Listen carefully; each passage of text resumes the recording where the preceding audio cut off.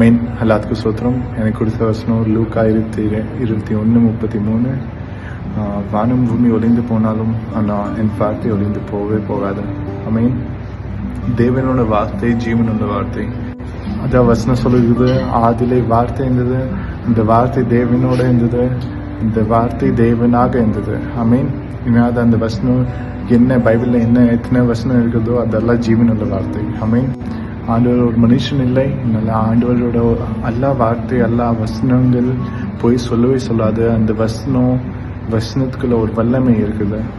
ஆண்டவர் உண்மை உள்ளவர், ஆண்டவரோட எல்லா வார்த்தை நிறைவேறும். அதே மாதிரி உங்க வாழ்க்கையில இயேசுப்பா கொடுத்த வசனங்கள் வார்த்தைகள் வாக்குத்தத்தங்கள் அது எப்பவுமே போய் சொல்லவே சொல்லாது, ஒரு நாள் அது நிறைவேறும்.